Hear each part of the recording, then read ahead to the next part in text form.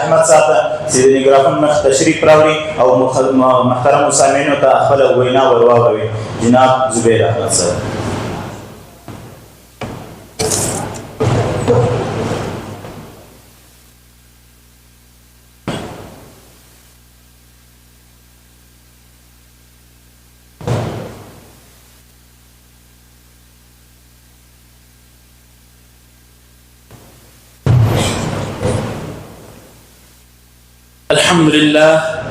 الحمد لله رب العالمين والعاقبة للمتقين والصلاة والسلام على سيد الأنبياء والمرسلين سيدنا ونبينا ومولانا محمد عبده ورسوله.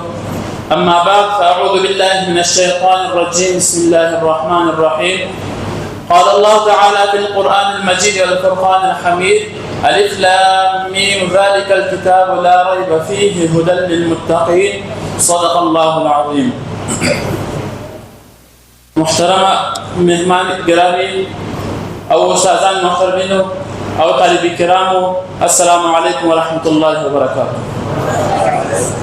نن چې تاسو په حضور کې په کومه موضوع باندې مخاطب یم، هغه د قرآن عظیم، قرآن د عظمت مبارک ده. سامعین محترمو، کوم ذات قرآن پاک نازل کړی دی هغه ذات خپل فرمایي: ذلک الکتاب لا ریب فیه، دا کتاب دې په دې کې هیڅ شک نشته. زماورون دوستانو، قرآن ناطق دی. ناطق معنا خبرې کوونکی، نو قرآن هم خبرې کوي. راځئ چې د قرآن څخه پوښتنې وکړو: ای قرآن ته په چا نازل شوی؟ نو قرآن موږ ته وایي: نزل علی محمد، یعنی زه پر نبی علیه الصلاة والسلام نازل شوی. ای قرآن ته چا راوړی؟ نو قرآن وایي: نزل به الروح امین، یعنی زه جبرائیل امین راوړی یم. ای قرآن ستا د حفاظت ذمہواری چا اخیستې ده؟ نو قرآن وایي: انا نحن نزلنا الذکر وانا له لحافظون. سامعین محترمو، په تمام دنیا کې یو د الله قرآن دی چې د تمام دنیا کافرانو ته 3 چلن جوړ کړی دی. کله چې کافرانو دا خبرې کولې چې قرآن د خپل ځان څخه جوړ شوی کتاب دی، نو قرآن 3 چلن جوړ کړی. اول چلنج دا ورکړي چې فأتوا بسورة مثله، یعنی زما په شان کتاب راوړي. کله چې کافران د قرآن غوندې کتاب راوړلو څخه عاجز شول، نو قرآن دویم چلنج ورکړي: فأتوا ب10 سور مثله، یعنی زما په رقم 10 سورتونه راوړي. کله چې دې هم کفار عاجز شول، نو قرآن آخري چلنج ورکړي: فأتوا بسورة مثله، یعنی زما په رقم خالی یو سورت راوړي. چنانچه حضور صلی الله علیه وسلم د قرآن شریف یو کوچنی سورت سورۃ الکوثر د کاغذ په ټوکرې باندې ولیکي. دا کاغذ د کعبې پر دیوار ولګوي. دا کاغذ د 100 میاشتو پر لګېدلی، لیکن د قرآن د دې چلن جواب هیچا ورنه کوي. سامعین محترمو، زه نن عیسایانو ته وایم: عیسایانو تاسو تیارې جوړې کړې دي، تاسو کارخانې جوړې کړې دي، تاسو نیټورک جوړ کړی دی، تاسو ډیره ترقي کړې ده، لیکن نن د تمامه دنیا عیسایت چې آبادي تقریبا 1 ارب ده، ما ته یو د انجیل حافظ نشته شوی. زه یهودیانو ته هم دا خبره کوم چې یهودیانو تاسو هم په دنیا کې ډیره ترقي کړې ده، لیکن ما ته د تورات حافظ هم نشي راښولی. لیکن تاسو ما سره راسئ، زه به ستاسو په ملک امریکا کې، ستاسو په ښار کې، ستاسو په کلي کې به زما د قرآن حافظ وي.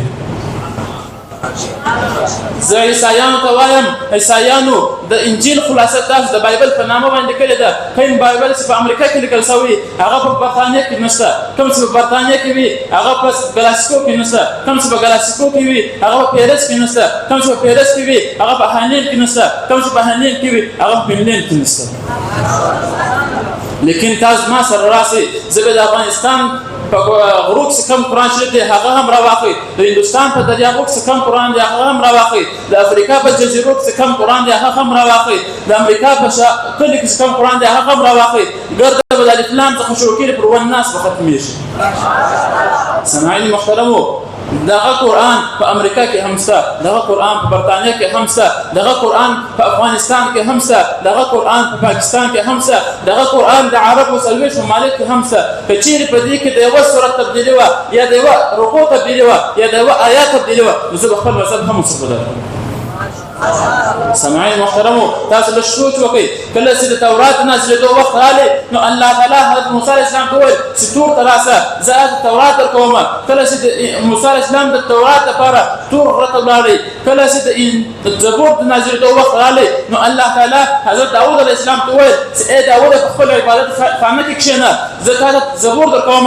کله چې د انجیل د نازلېدو وخت راغلی نو الله تعالی حضرت عیسی علیه السلام ته وویل ای عیسی په خپل عبادت خانه کې کښېنه زه انجیل درکوم. لیکن کله چې د قرآن د نازلېدو وخت راغلی الله تعالی خپل حبیب د یوه ځای پابند نه کړي بلکې زما نبی په مکه کې وو قرآن په مکه کې پر نازل شو. زما نبی په مدینه کې وو قرآن په مدینه کې پر نازل شو. زما نبی په بدر کې وو قرآن په بدر کې پر نازل شو. زما نبی په تبوک کې وو قرآن په تبوک کې پر نازل شو. بلکې زما نبی د حضرت عایشه رضی الله تعالی عنها په بستر باندې وو قرآن د حضرت عایشه رضی الله تعالی عنها په بستر پر نازل شو.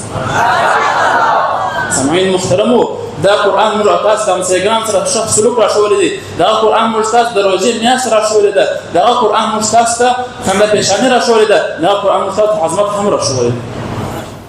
راځئ محترمو د دغه قرآن څخه یو بله پوښتنه هم وکړو. ای قرآنه ته موږ ته د نبي اسلام د رسالت په باره کې هم څه ووایه؟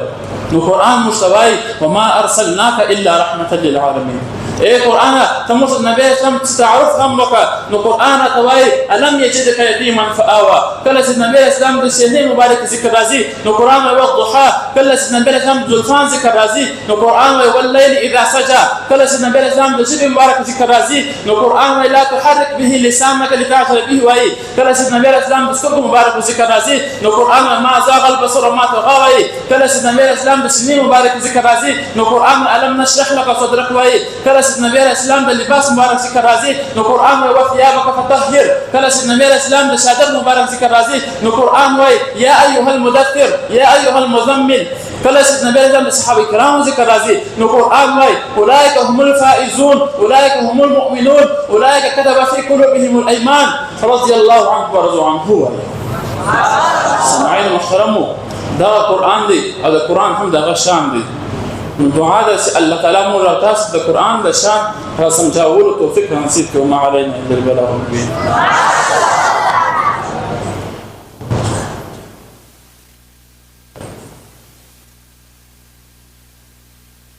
توحید چمکتی ہے عرفان چمکتا ہے سرکار دو عالم کا فرمان چمکتا ہے 1400 برس پہلے نازل ہوا ان پر دنیا کی کتابوں میں قرآن چمکتا ہے. ماشاءاللہ جزاک اللہ. یہ تھے جناب زبیر احمد صاحب. اس کے بعد میں دعوت دینے جا رہا ہوں